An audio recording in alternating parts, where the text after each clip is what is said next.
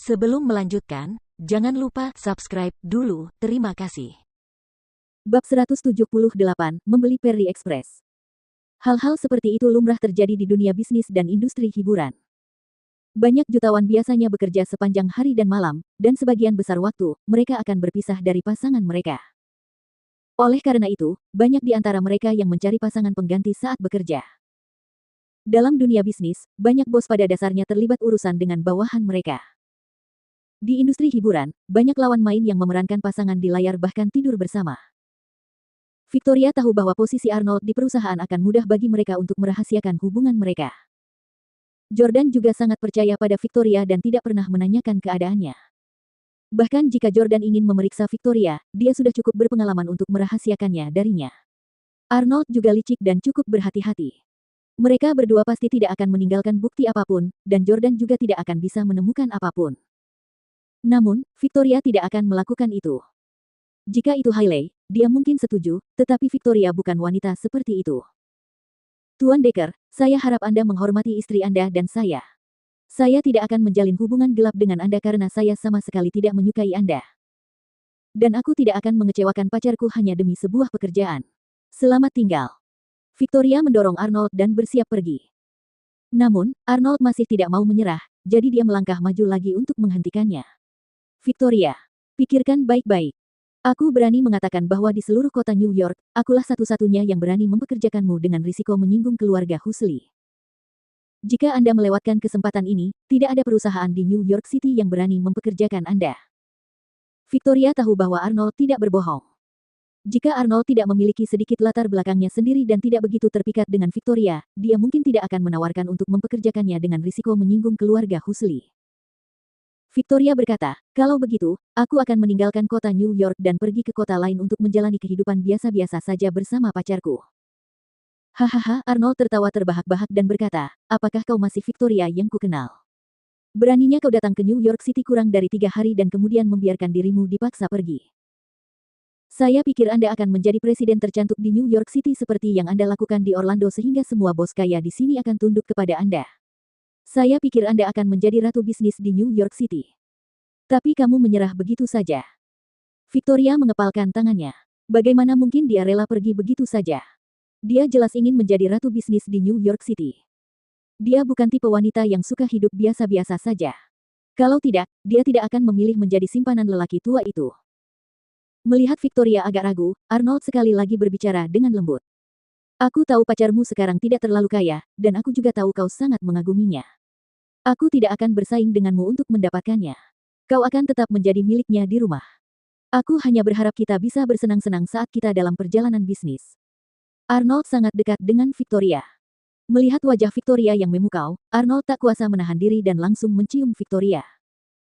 Arnold sudah tua dan berpengalaman, dan dia telah berkencan dengan banyak wanita.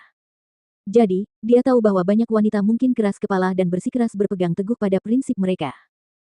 Meskipun demikian, masih ada cara untuk mengatasi para wanita ini melalui tindakan. Jika Victoria tidak menolaknya, itu berarti dia telah setuju. Namun, Victoria tidak memberi Arnold kesempatan dan dia langsung menamparkan wajahnya. Memukul. Kacamata Arnold terjatuh, dan dia berdiri diam di tempatnya, benar-benar tercengang. Victoria berkata kepada Arnold, maafkan aku. Dia lalu segera keluar dari kantor Arnold. Setelah Victoria pergi, Arnold diam-diam mengambil kacamatanya dan berkata, pria macam apa dia? Victoria begitu mencintainya sampai-sampai dia rela mengorbankan karirnya demi dia. Victoria benar-benar akan menderita karena orang tidak berguna seperti dia. 1 jam kemudian, Victoria sudah pulang ke rumah. Namun, Jordan baru kembali beberapa saat kemudian karena harus mengurus pemindahan rumah. Hari ini, dia telah memberikan masa sulit bagi Chaiden dan Huxley, yang juga dianggap sebagai balas dendam atas Victoria yang telah diganggu oleh Chaiden. Karena itu, Jordan sangat gembira. Ketika ia melihat Victoria, ia bertanya, sayang, bagaimana wawancaramu hari ini? Apakah Perry Express mempekerjakanmu? Setelah Victoria melihat Jordan, dia melompat ke pelukan Jordan dan mulai menangis seperti gadis kecil. Selama 7 tahun terakhir, Victoria tidak pernah mencari kenyamanan pada siapapun, dan dia akan diam-diam menderita. Namun, setelah bersama Jordan, dia bersedia untuk berpelukan dalam pelukannya untuk memberikan dirinya rasa nyaman. Sebagai pacar Victoria, Jordan sungguh tidak nyaman melihat pacarnya begitu menderita. Victoria, ada apa?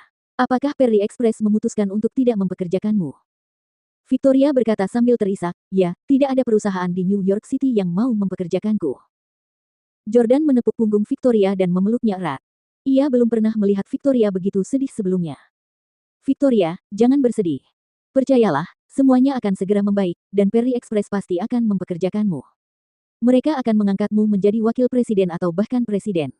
Kau pasti akan bisa bersinar seperti dulu di Orlando, percayalah. Jordan menghibur Victoria, yang segera tertidur dalam pelukannya. Setelah Victoria tertidur, Jordan perlahan menggendongnya ke tempat tidur, menurunkannya, menutup pintu kamar, dan kemudian berjalan keluar.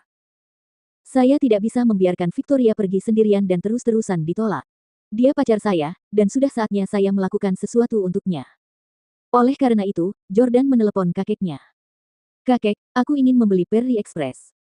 Jordan mengembangkan ide itu bukan karena Victoria ditolak oleh Perry Express hari ini dan menangis sedih. Dia sebenarnya sudah lama berniat demikian karena dia ingin membeli Perry Express untuk menghadapi Breezy Express yang dimiliki keluarga Husli. Dia ingin mengalahkan Breezy Express dengan Perry Express dan mengubah perusahaan tersebut menjadi perusahaan logistik teratas di negaranya. Bukankah Hailey mengatakan bahwa aku akan dianggap pria sejati hanya jika aku membalas dendam melalui cara bisnis? Baiklah kalau begitu, saya akan melakukan itu. Kakek Jordan sedikit terkejut, dan bertanya, apakah kamu ingin melanjutkan pelatihan bisnismu? Perry Express lebih sulit dikelola daripada S Corporation. Misalkan kamu dapat mengubahnya menjadi perusahaan yang lebih baik daripada Breezy Express setelah kamu menjadi presiden. Kalau begitu, aku akan menganggap pelatihanmu berhasil. Jordan berkata, kakek, maafkan aku tidak ingin menjadi presiden kali ini. Aku melakukan ini karena aku ingin pacarku, Victoria, menjadi presiden Perry Express. Untuk saat ini, Jordan ingin terus menyembunyikan identitasnya dan menjaga profil rendah sebagai presiden perusahaan logistik terbesar kedua di negara itu. Jika Jordan benar-benar menjadi presiden perusahaan lagi, Hailey dan Elle mungkin akan berbondong-bondong mendatanginya keesokan harinya. Yang seorang akan meminta untuk menikah lagi, dan yang lainnya akan melamarnya.